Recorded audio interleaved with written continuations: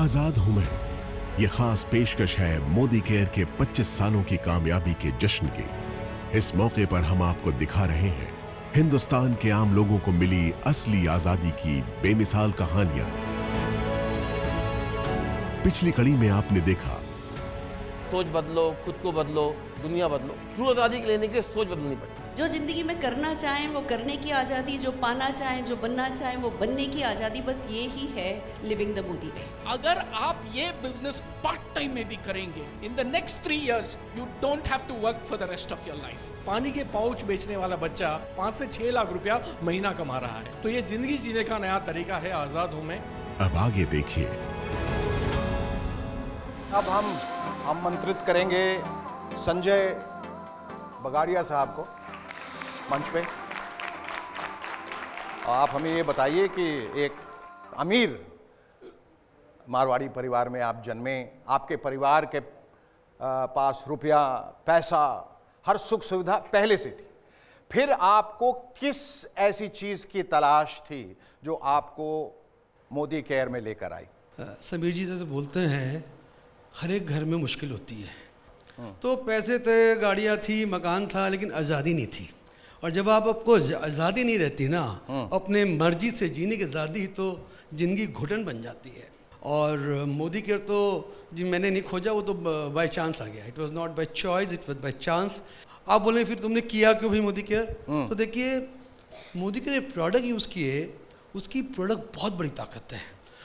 जब तक सुमन जी आप उसको यूज़ नहीं करोगे ना, आपको भी मालूम नहीं पड़ेगा। मैं तो आपको ही बोलूँगा, आपको मोदी केयर के प्रोडक्ट 1 महीने के लिए 10 प्रोडक्ट यूज़ करिए, दुनिया का कोई भी आदमी यूज़ कर लेना, उसका दीवाना हो जाएगा। ये मेरी गारंटी है सारी दुनिया को। और समीर जी आप बोले ना सबसे बड़ी ताकत क्या है, आज मैं बोल सकता हूँ मोदी केयर में सबसे बड़ी ताकत बस एक ही है, वो है Sameer Modi.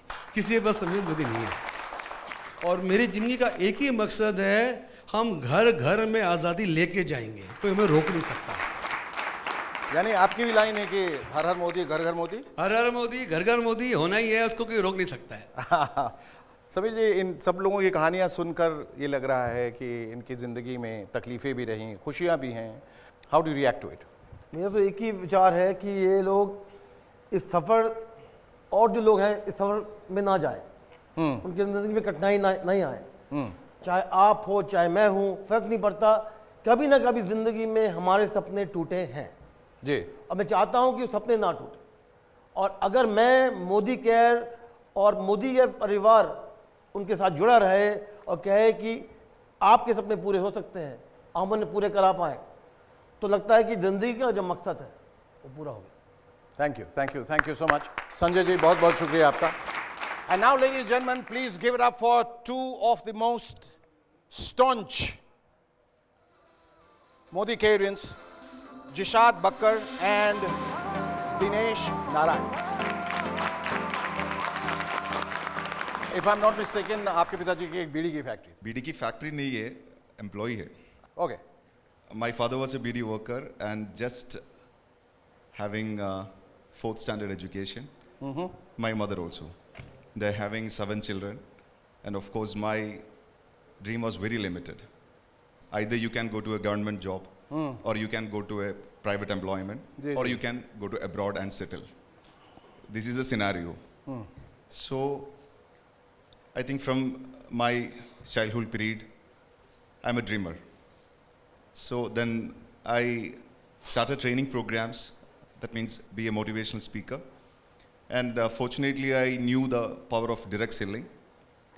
Then I tried for that, but completely failed. Then I realized the power of platform, that means the power of company. Then I remember 2012, there was a disaster for the entire network marketing industry, especially in South and Kerala. Then I think we spoke with many leadership and management, and finally we choose this great platform only because of, at that time, so many companies are closed in the market, yes, and only one company still opened at that time, and that is Modi Care. Fantastic. Dinesh bhai, would you like to say something on this, about your journey? Before associating, I was doing traditional business. Acha. That time, my financial situation is very bad. Okay. not stable. After associating with Modi Care, हाँ. I was able to fulfill my dreams and we are enjoying financial freedom now. Fantastic. बहुत बढ़िया. I have seen so many entrepreneurs in the country and out of the country also. Most of the entrepreneurs are doing the business with their brain, but you are the only person doing the business with your golden heart. Thank you. So thank you very much, sir. Thank you. और अब मैं आमंत्रित करना चाहूंगा जिनका नाम अपने आप में एक टंग ट्विस्टर है, राजू डीजी जी. आप कैसे इंस्पायर हुए मोदी केयर से? आपके विचार क्या हैं इनके बारे में और कितने आभारी हैं आप इनके? एक्चुअली एक छोटा सा किसान का परिवार से ताल्लुक रखता हूँ जी. कर्नाटका में दावणगेरे जिला एक छोटा सा गांव से ताल्लुक रखता हूँ और बहुत गरीब परिवार से ताल्लुक रखता था. उस टाइम पे हमारा पेरेंट्स बहुत कष्ट को उन्होंने सहन रहे थे. उनको देखते हुए मेरा अंदर जज्बा आ रहा था कि मेरे को कुछ हासिल करके दिखाना है. मैं MBA करके बेंगलुरु आया था. छोटा नौकरी कर रहा था. उस टाइम पे ख्वाब बहुत बड़ा था, IAS ऑफिसर बनना चाहता था. एग्जाम लिया मगर एग्जाम खत्म नहीं कर पाया उस टाइम पे. तो उस टाइम पे मेरा विश्वास चला गया था. उस टाइम पे मोदी केयर आया मेरा जिंदगी में भगवान का रूप में. उस टाइम पे शेखर जी ऐसा था, ब्लैक एंड व्हाइट का जमाना था मोदी केयर में जी. उसी टाइम पे अभी जो लोग जानते हैं सोशल डिस्टेंसिंग, उसी टाइम पे मोदी केयर लोगों को, नेटवर्क मार्केटिंग लोगों को सोशल डिस्टेंस करते थे. कोई सुनने वाले नहीं थे उस टाइम पे. बहुत नेगेटिव होता था उस टाइम पे. सक्सेस स्टोरी नहीं होता था. बहुत सारे लोग छोड़ के चले जाते थे. हमने फैसला किया था, हमने विश्वास रखते थे समीर सर का विजन के ऊपर. इसीलिए हमारा ग्रुप में इतना कुछ अभी चेंज आया है कि कम से कम मेरा ग्रुप में 2000 से ज़्यादा लोग लोन फ्री मतलब उधार मुक्त होकर इनकम टैक्स को पे करते हैं.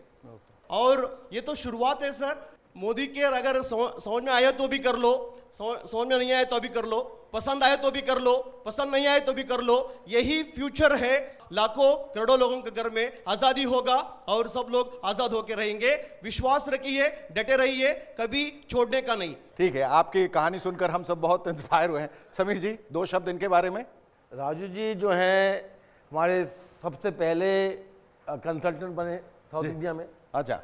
और इन्हीं का जो था वो जज्बात और जुनून जी आज मैं देख रहा हूँ कि, और बहुत खुश हूँ कि ये और जो फिलिप जी हैं आज इस परिवार को और तेज़ी रफ्तार से बढ़ा रहे हैं. तो लगे रहिए मुन्ना भाई, और ज़रूर हम हिंदुस्तान को बदलेंगे. Thank you. मोदी केयर परिवार के कुछ और साथी हमारे साथ हैं जिनको मैं मंच पे आमंत्रित करना चाहूँगा. धीमंत जी और रश्मि कापड़िया जी कृपया मंच पे आएं. आप लोग इस बात से इत्तेफाक रखते हैं कि इस समीर जी की वजह से आपकी ज़िंदगी में जितनी भी तब्दीलियां आई हैं और बहुत खूबसूरत तब्दीलियां आई हैं वो सब इन्हीं की वजह से हुई? बिल्कुल सर, डेफिनेटली. क्योंकि मैं इसके पहले हाउसवाइफ थी, कोई कॉन्फिडेंस नहीं था. लेकिन हम पहले फॉरेन ट्रिप गए थे तभी समीर जी से मुलाकात हुई थी. बदौलत मोदी केयर से ही गए थे फर्स्ट ईयर. और उनकी हम्बलनेस मैंने देखी थी. इतने बड़े टाइकून, बिजनेस टाइकून इंडिया के, और हम सभी के साथ हमारी तरह हमारा सारा दर्द जानते हैं और हमारे लिए खड़े हैं, वो एहसास देते हैं. हम हमारे घर पे हैं, बहुत समय से मिले नहीं हैं, फिर भी उन्हें पता है हमें क्या हो रहा है. दिस काइंड ऑफ हम्बलनेस मैंने कभी कहीं और नहीं देखी है सर. ये समीर जी, ये आप जितने लोग यहाँ बैठे हैं और बहुत सारे लोग जो यहाँ नहीं हैं, जो आपकी कंपनी में जुड़े हैं, आप निजी तौर पे उनसे जुड़े रहते हैं व्यक्तिगत तौर पे? देखिए, मेरे जीने का मकसद ही ये लोग हैं जी. और मेरी ताकत ही लोग हैं. पिछले 25 सालों में बहुत कुछ हुआ है, बहुत कठिनाई हुई हैं. एक समय था जो मेरे पास कोई काम नहीं था, कोई लोग नहीं थे, और आज मैं अगर देखूं पीछे मोदी के लोग जो जुड़े हुए हैं हमारे साथ, परिवार जो मोदी केयर का है, वो हर रोज़ मुझे ये कहता है कि जिंदा रहो, जिंदा रहो, जिंदा रहो, और यही कहे मेरी ताकत. बहुत कुछ. शेखर जी, मैंने इंजीनियरिंग किया, MBA किया, बहुत अच्छी जॉब थी मेरी. लेकिन एक बात का दर्द था, और वो दर्द ये था कि मैं मेरी ज़िंदगी मेरी तरह से आज़ाद होकर जी नहीं सकता था. मैं चाहता हूँ कि मैं मेरी फैमिली को समय दूँ, मेरे स्पोर्ट्स को पूरा करूं। मैं बहुत अच्छा चेस चैंपियन रहा हूं, लेकिन एक बार जॉब पे लगने के बाद उसका करने का कोई स्कोप नहीं होता है, क्योंकि उतना समय नहीं होता है हमारे पास। मैं दुनिया घूमना चाहता हूं। शेखर जी, एक दिन ऐसा आया था मेरे जीवन में, हमारी जो हम जब पेरेंट्स बने जी, और बच्चों का जो प्यार होता है, पेरेंटिंग का जो प्यार होता है, उससे मुझे दूर जाना पड़ा, क्योंकि मुझे काम पे जाना पड़ रहा था। रास्ते में रुक कर मेरे आंख में आंसू आए थे। मैंने मेरा विजिटिंग कार्ड निकाला, वहाँ पर इंजीनियर और MBA लिखा था, उसके बाजू में लिख दिया गुलाम। अच्छा। और वो दिन मैं रोया था, और कुछ दिनों बाद मैंने डिसाइड कर लिया कि मैं एक ह्यूमन बीइंग हूँ, मैं एक इंसान हूँ, कीड़ा मकोड़ा नहीं हूँ। मैंने जॉब से इस्तीफा दे दिया और ढूंढ रहा था क्या कोई ऐसा मौका हो सकता है 4-5 साल काम करके अपना समय अपनी मर्जी से दे सके। एक ज़माना था जब हमारे घर में पानी लाने के लिए हमें बाहर जाना पड़ता था, नदी तालाब के पास से, तब पानी घर पे आता था। आज पानी अपने आप आता है। कैसी रहेगी ज़िंदगी अगर पैसा आपके घर में अपने आप आता रहे, और वो भी बढ़ता रहे अगर मेहनत करेंगे तो। आज हम जो कमा रहे हैं, हमारी जो अदरवाइज काबिलियत है, उसके सामने लगभग 25 गुना पैसा कमा रहे हैं। मैं आज़ाद हूँ, इसकी जो वैल्यू है ना, वो हमने अनुभव किया इतने सालों। बहुत बहुत शुक्रिया आपका, आपकी ये आज़ादी बरकरार रहे, यही ईश्वर से हम प्रार्थना करते हैं। और समीर जी का फिर से आपकी तरफ से उनका एक बार फिर से शुक्रिया अदा करते हैं। आप दोनों का बहुत बहुत धन्यवाद। और अब हम एक ऐसे इंसान को बुलाने जा रहे हैं समीर जी, जो बनारस से ताल्लुक़ रखते हैं, विंध्यवासिनी पांडे साहब, उनको आमंत्रित करना चाहेंगे। आपको क्या बात इसमें नज़र आई, जो आप तो ग्रामीण इलाके से हैं और वहाँ से अक्सर जो एक पलायन होता है, जो एक्सोडस होता है, लोग शहर की तरफ भागते हैं, आपने वहीं रह के कुछ ऐसा करिश्मा कर दिखाया मोदी केयर से जुड़ के कि बाकी लोगों के लिए आप मिसाल बन गए। कैसे हुआ ये सब उथल पुथल आपकी ज़िंदगी में, कब हुआ, कैसे हुआ? अगर भारत को बहुत नज़दीक से देखना हो और महसूस करना हो तो मुझे लगता है हमें गांव में जाना पड़ेगा जी। तकरीबन 70% आबादी हमारी गांव में रहती है। बिल्कुल। आज टैलेंट वहाँ बहुत है, लेकिन वहाँ पर कोई ऐसी अपॉर्चुनिटी नहीं है। समीर सर का मैं पैर छूता हूँ और मैं पूरे दिल, पूरे श्रद्धा से छूता हूँ। उसका सर कारण यह है कि मैं ये मानता हूँ कि समीर सर के मन में ये बात, हिंदुस्तान में बहुत सारे बिजनेसमैन हैं, बहुत बड़े इंडस्ट्रियलिस्ट हैं, ये समीर सर के मन में बात क्यों आई? क्योंकि समीर सर को परमात्मा ने वो सामर्थ्य दे रखा है, वो दिल दे रखा है कि वो हिंदुस्तान को आज़ादी दे सकते हैं। समीर सर हम लोग के लिए जस्ट लाइक ए गॉड हैं। मैं दिल से इनको नमन करता हूं, क्योंकि इन्होंने हम जैसे लाखों लोगों की ज़िंदगी बदली है। हमारी टीम में कई ऐसे परिवार हैं, और मैं ये बड़ी मतलब अतिशयोक्ति नहीं बोल रहा हूँ, जिनके घरों में समीर सर की फ़ोटो है जिसकी वो पूजा करते हैं। अच्छा। क्योंकि मोदी केयर ने उनकी पूरी ज़िंदगी ही बदल दी है, पूरी दुनिया ही बदल दी है। और जहाँ तक मैं कहूँ सर कि मोदी केयर की बात करूँ मैं, तो मुझे ऐसा लगता है कि मोदी केयर गांव के लिए बनाया ही गया है। गांव के अंदर क्या होता है कि रिलेशनशिप बड़े अच्छे होते हैं एक दूसरे के साथ। हम दूर दूर तक लोगों को जानते हैं, एक गांव के व्यक्ति से दूसरे गांव के बारे में पूछो, बता देगा। आत्मीयता ज्यादा रहती है, आत्मीयता ज्यादा होती है। और हमारी नेटवर्क मार्केटिंग यानी मोदी केयर बिजनेस के लिए उसका आधार ही वही है। अगर हम देखें तो मोदी केयर में जो हमारे प्रोडक्ट्स हैं वो भी सर गांव के लोगों को सपोर्ट करते हैं। हमारे एग्रीकल्चर प्रोडक्ट्स हैं जो गांव के लोगों को सपोर्ट करते हैं। अगर देखें सर हमारे डिस्ट्रीब्यूटर पॉइंट्स जिस तरह से गांव में खुल रहे हैं, मेरा तो सर मैक्सिमम बिजनेस गांव में तेजी से बढ़ रहा है। और मुझे ऐसा लगता है कि गांव के लोगों के लिए मोदी केयर एक वरदान है।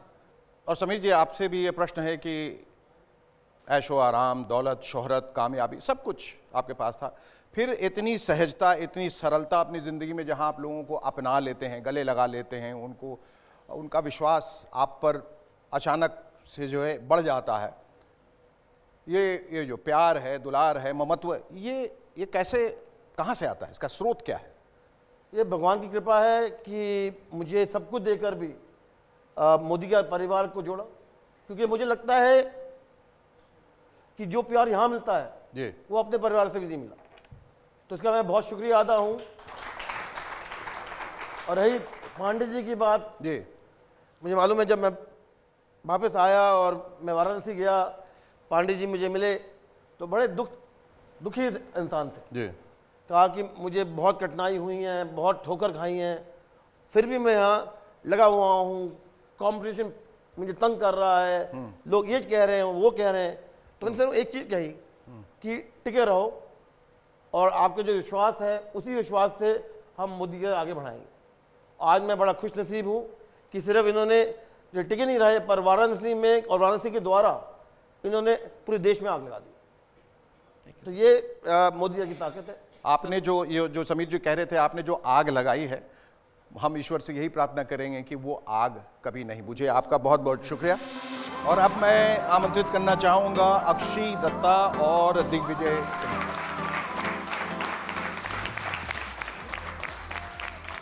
समीर जी, आप ही जरा बताइए इनके बारे में, क्योंकि जो मैं सुन रहा हूँ बहुत हैरत में हूँ कि इतनी कम उम्र में, इतनी कम अवस्था में इन्होंने शुरुआत किया और आज कामयाबी बुलंदियों तक पहुँच गई हैं। ये एक मिसाल, एक मसैया बन चुकी हैं जो यंगस्टर्स के लिए है, कि अगर आपको कुछ सोचना है, कुछ बनना है तो बन सकते हो। बल्कि इन्होंने ये दिखाया है कि परिवार की खुशी के लिए, पेरेंट्स की खुशी के लिए अगर आपने सोचा है तो कर सकते हो। 70 लाख का घर देना, बड़ी गाड़ी देना, आज के बच्चे नहीं सोचते। और मुझे गर्व है कि आज ये दोनों हमारे कंसल्टेंट हैं, दोनों मोदी केयर में मिले, दोनों की शादी मोदी केयर के द्वारा हुई। तो आज सिर्फ आज़ादी नहीं, पर मैच मेकिंग भी मोदी केयर करता है। आपका क्या कहना है?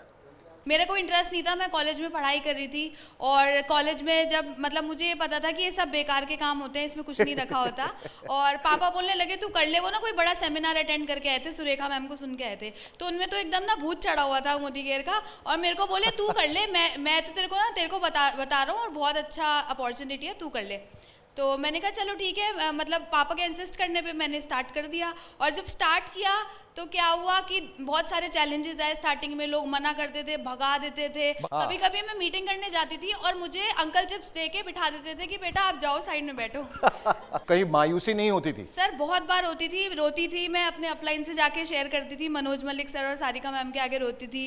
बहुत बार सोचा छोड़ दूं। सर जब 10,000 रुपए की इनकम आई थी सेकेंड ईयर में तो बहुत रो रही थी, और हमारे जो सर है तरुण बजाज सर, उन्होंने बोला कि कोई नहीं बेटा, कॉलेज में 10,000 भी कौन कमाता है, तुम 10,000 तो कमा रही हो ना, खुश रहो, जो आ रहा है खुश रहो। तो बस खुश रही और फिर आगे बढ़ते और रही। अब कितना कमाती हैं आप?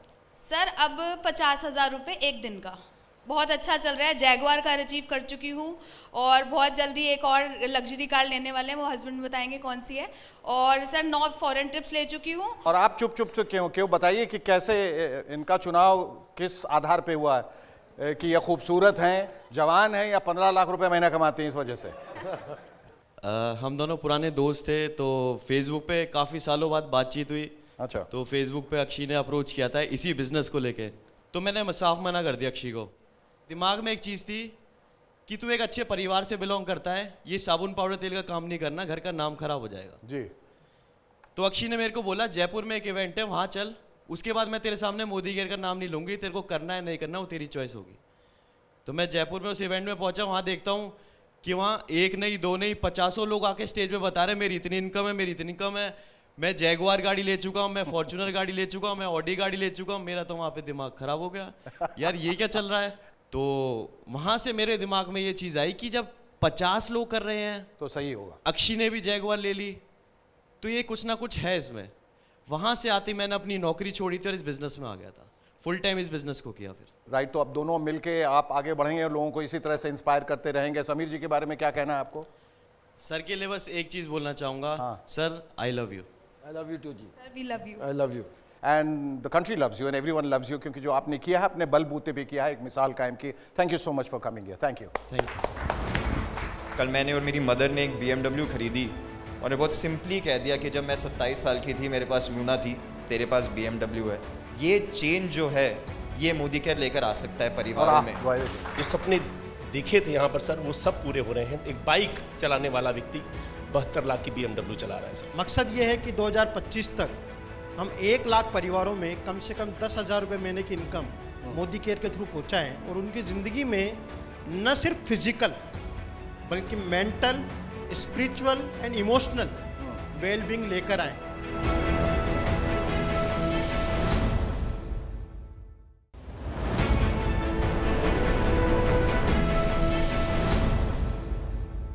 और अब मैं मधुसूदन जी और निशांत जी को मैं आमंत्रित कर रहा हूं मंच पे आने के लिए और अपनी कहानी सुनाने के लिए। मैं अचंभित हुआ ये सुनकर कि ये थर्ड